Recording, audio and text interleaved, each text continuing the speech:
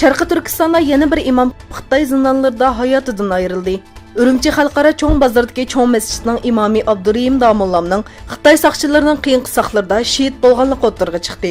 Bir necha oy burun tutib ketilgan imomning nima sababdan tutilganligi va nega qamalganligi noma'lum edi. Allohdan rahmat tilaymiz. Xitoy Sharqi Turkistonda tutib turayotgan 2000 dan ortiq qozoqning Xitoy fuqaroligidan voz kechib bu davlatdan ayrilishga ruxsat qildi. Bu uchur Qozog'iston Tashqi ishlar ministrligi tarafidan jazmlashtirilgan bo'lib, Xitoyning musulmonlarga qilayotgan zulmiga qarshi inkaslarining bir natijasi deb qaraldi. Qozog'iston Tashqi ishlar ministrligi Xitoy qo'yib bergan bu kishilarning Qozog'istonda vatandoshlik yoki mangulik o'ltiraqlashish huquqiga iltimos qilsa bo'lganligini bildirdi. İyi Partiya İzmir şöbesi Sharqi Turkistonning hurligi yo'ldagi mushaqqatlarni dunyoga yetkazish uchun yurish qilgan bir guruhi Sharqi Turkistonlikni bosh shtabida kutib oldi. 9 yanvar İyi Partiya İzmir şöbesida Sharqi Turkistondagi zulmlarni pash qilish maqsadida bir yig'in o'tkazildi.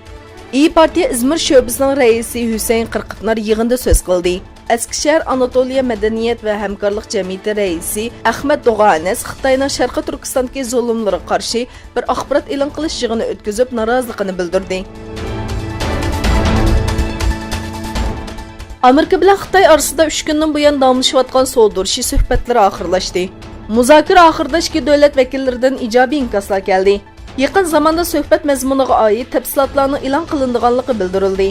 Amerika Yezigilik Ministerligining savdo va tashqi munosabatlarga mas'ul muavin ministri Ted McKinney muavin ministerlar saviyasida ilib berilgan muzokaralarni biz uchun yaxshi bo'ldi deb baholadi.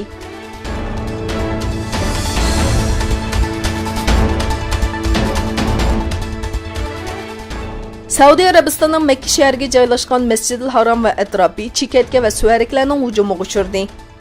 Kabe ve şehirning her taraflarida paydo bo'lgan hasharotlarga qarshi munosabatlik doiralar doğrulash va tozalash harakati boshlandi.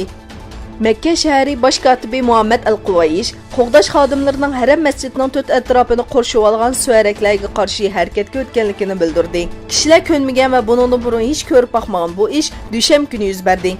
Kabening bir qism joylari taqaldi.